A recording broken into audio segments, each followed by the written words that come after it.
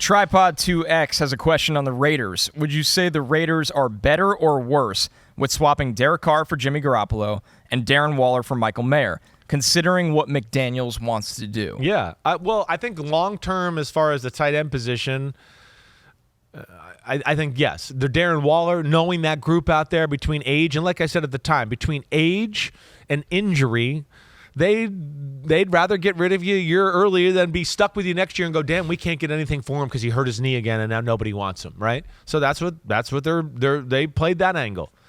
I think they're going to be happier with Jimmy Garoppolo. I think there's a prior relationship. There's something they liked about Jimmy Garoppolo and drafting him anyways, and I think he's got a little bit more of a mentality of what they want at the quarterback position. Stand in there, pull the trigger into a tight window, let it loose there, where Carr might have been a little careful for them in that department, and I think that's probably, let alone Carr just had a bad year. He didn't have his best year, We saw Carr miss a lot of plays and throws towards the end of the season where he went, man, he's made those plays in other years. But whether it's the Steelers game, the Rams game at the end of the year, there were so many plays where you're like, man, Derek Carr missed that throw, made that interception. How? Why? Right? So I do think it's going to be a positive for them. And I think Mayer, with his blocking ability, really probably couples better with their offense altogether than Waller does in that department. I would agree. Yeah. And the fact that you have Josh Jacobs coming back, you can lean on the run game for this team. I mean, we know the kind of threat Devontae Adams is. It just feels like that. It was a really tough start for McDaniels there last year. Yeah. But as much as it depends on Jimmy staying healthy, which is always that big if, as crazy it is to say, it does feel like the offense will function better with Jimmy. Which is, a lot of people think that's bold, but I really don't. I don't either. I'm not saying Jimmy's better than Carr. I just think the offense functions better with Jimmy. Jimmy's got a base in this offense already. He's played in it. For Carr, it was a total 180 from anything he had ever been to, right? If anybody listened to my podcast early on in the preseason and stuff, I was joking about that. I had a joke with Derek Carr in the Hall of Fame game. I was like, what about this offense? I did something similar than what he did. I went John Gruden to Josh McDaniels, just like he did. And I was like, what the is this play? Huh?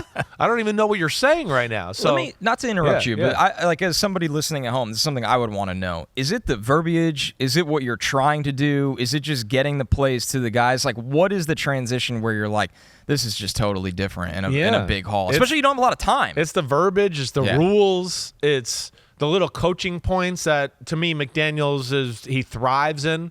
And it's just all of that. So it's a lot to digest. And there's got to be a little bit of a period of like, hey, let's be patient. It's the New England way. Let's let this kind of work itself out here. And again, even though they went 6-11 in a bad start last year, you got to go back and go, they blew a 17-point lead to the Jaguars. They should have beat the Rams. They should have beat the Steelers.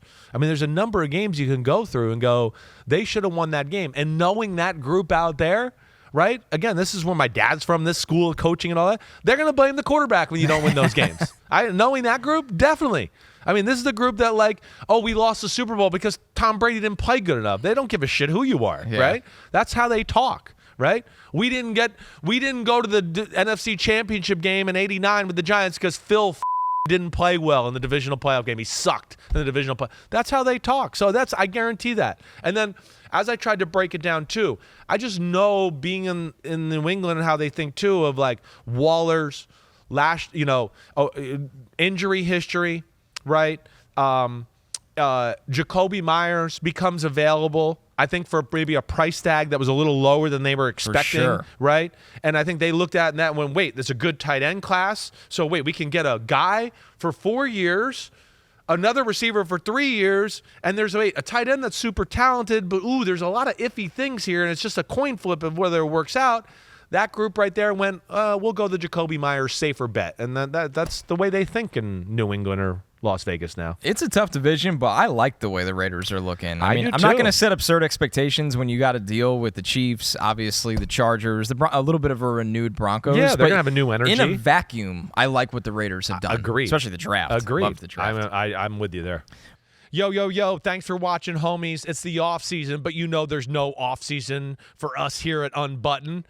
me, Ahmed Fareed. We're going to hit all the stories. So hit subscribe for us, okay? We got a ton coming up. My draft prospect rankings, my Simms top 40 quarterback countdown, and videos of me and NFL QBs playing catch and talking about their development and mechanics. Again, thanks for watching. Remember to subscribe. Peace out, homies. See you soon.